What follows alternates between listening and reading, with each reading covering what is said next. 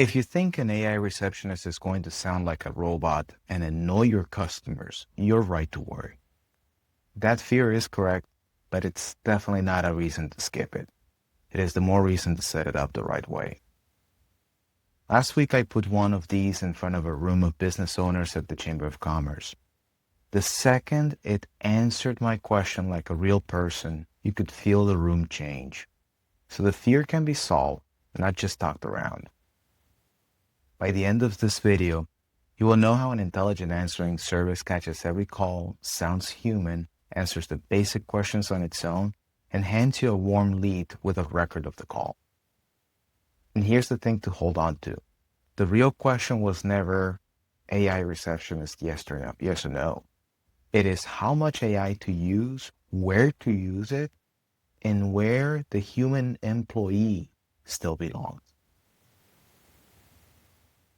Let's be honest about what a missed call really is. Most owners tell themselves that the customer will leave a voicemail or call back. They won't. As a matter of fact, very few do. Now, let's think about your own day. You can't answer the phone and do the actual work at the same time. So you're going to miss calls.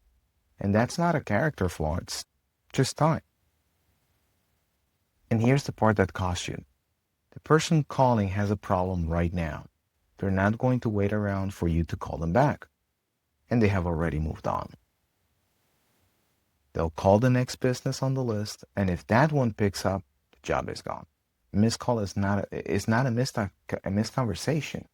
It's a lead that just hired your competitor. So let's put a real number on what's costing you. I'll use one example. You can plug in with your own as I go. So let's say that you get 50 calls a week. That's about 10 calls a day. Not a super busy business, just a normal one. You're running the job and answering the phone, so let's assume that you're missing 40%. So that means that you're missing you have 20 missed calls a week. Now, out of those 20 missed calls, not every missed call was a customer, okay? So let's use a close rate. Let's say that out of those 20, you close 1 in 4 that you actually talk to. So now you have 5 real customers that you lost this week. Let's give it a basic value on a customer. Let's say that one customer is worth $500 to you, okay? So 5 lost customers times 500, that's $2,500 just gone in 1 week. Now let's run that number for the year, okay? So every year has 52 weeks. We're assuming the full 52 weeks. We're not assuming holidays or vacation, anything like that. So $2,500 times 52, that's $130 a year based on a $500 customer value. Now, let's add the part that people forget or they kind of like glance over. The calls that you do answer aren't free either. So you answer 30 calls this week, say each one pulls you away for about 6 minutes. That's 3 hours a week on the phone instead of doing the work that you get paid for. Now let's put a price on your own time. If an hour of your work is worth $75, that's $225 a week. Over a year, now we're talking about $11,700 of your own time spent being the receptionist. So the real cost is both numbers together. The leads you lost plus the time you burned catching the ones that you kept. In this example, that's a total of around $141,000 a year. The missed calls are the big leak. Your time is the quiet one. And just so that we're clear, that $141,000 is my work example that I ran this with you right now. This is not based on a study. And here's the honest part. You can cut every number in half if you want. You can cut the calls in half. You can cut the customer value in half. You're still looking at probably around $65,000 a year. The point isn't my numbers. It's yours. run them using this formula, and take a look at that total. A lot of videos tell you to stop worrying and just get AI. AI for this, AI for that, AI everything. And I'm telling you that your gut feeling, your worry is correct. Fear number one in this instance is that the virtual receptionist will sound stiff and robotic. The old press one, press two experience that we have been having for at least 30 years. And that makes the call worse than no call at all. Fear two, you have no way to track the call coming in, so you still lose the leads you were trying to catch. Both of these concerns are legitimate. And technology that is set up wrong or is the wrong tool for the job does fail people and does fail businesses. That's a fact. That's reality. So the wrong AI receptionist is wrong than missing the call. Now you have lost the lead and you have put a bad experience in front of a customer with your name on it.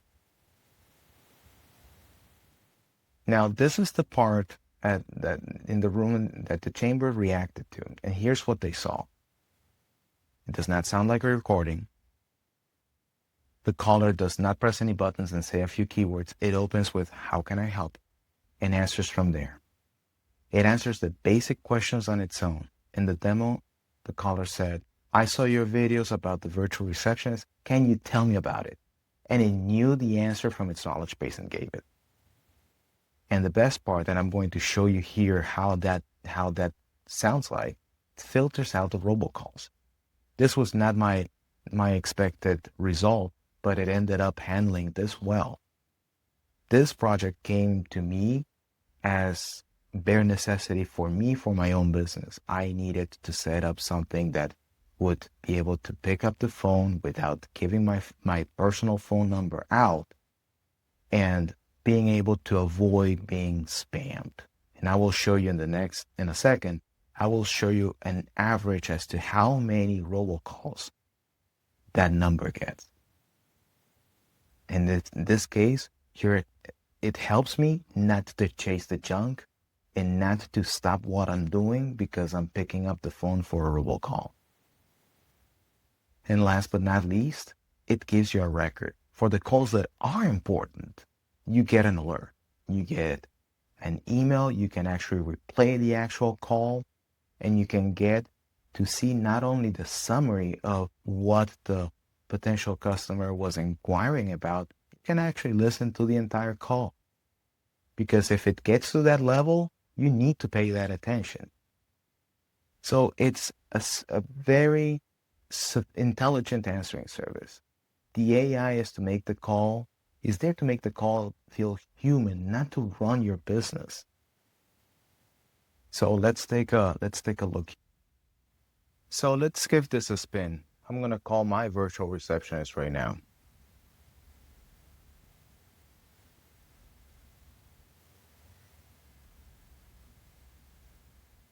Hi, thank you for calling Pisano Designer. I'm an AI assistant, and this call may be recorded. Radu reviews every message personally and follows up himself. Who am I speaking with? This is John.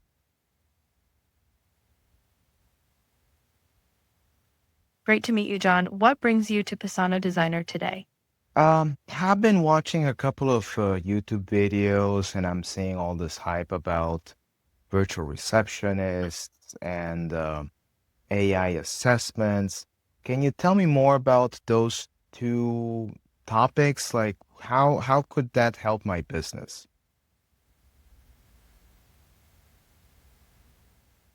Yeah, totally get why you're curious. Those are pretty hot topics right now. Clearline is our AI phone receptionist that answers your business calls 24/7, screens out spam and robocalls, and sends you a summary of every real call so you never miss anything important. The AI operations assessment is more like a deep dive. It reviews how your business uses AI and automation, then gives you a clear, safe plan to get more out of it. If you don't mind me asking, what kind of business are you running or what's got you interested in these tools? I've been hearing and seeing so much about AI lately that I'm just curious if it's something that's I need to get on top of it or not. I run a small consulting agency. That's right. In Radu's wheelhouse, a lot of small consulting agencies are asking the same thing right now. AI can help you save time, handle more leads, and, keep your client info secure if it's set up right. I want to make sure Radu has what he needs before he calls you back. What's the best time of day to reach you? Morning, afternoon, or evening? Morning. Thanks. Morning works. And is there anything you'd like Radu to know before he calls, like what tools you're using now, your team size, or what's driving your interest in AI? Uh, we're a small team, maybe 2 to 5 employees. Um, and we're using the Google Workspace stack for now, along with Slack. So we're just trying to see if this is something that we can actually help us be more productive.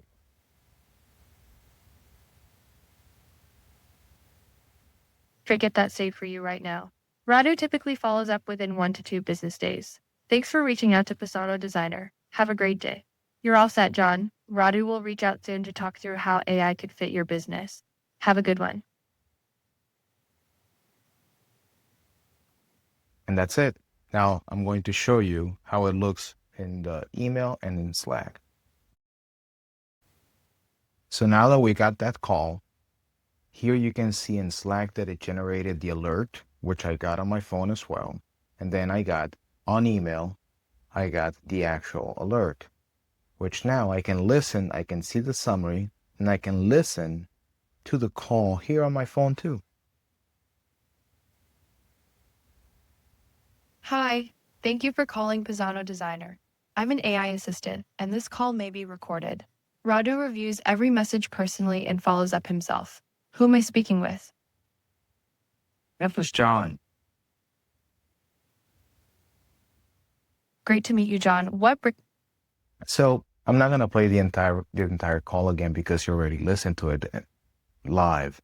But here I can actually see, I can get the alert by email, I'll get the alert by Slack, and not only that I get the alert by email, I can also listen to the entire conversation and get a better idea. Even if I don't trust the summary that was generated, I can get an idea as to what that potential customer wants.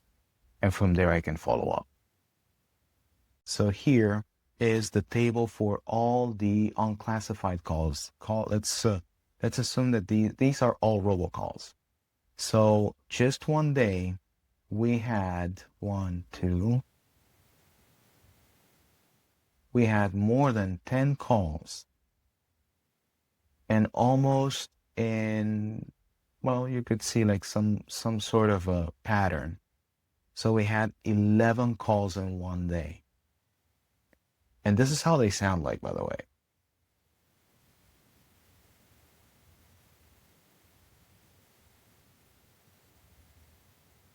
Hello, this is Business Listing Verification with an urgent message. We are calling you because your business is not verified on Google Voice Search. Customers cannot find your business. Please press 1 to verify your business. Press 2 if you wish to have your business not displayed on Google Voice Searches, or call 877-556-9255 to opt out. Thanks for calling. This line doesn't respond to automated messages. Goodbye. I just love it how the AI handled the ending.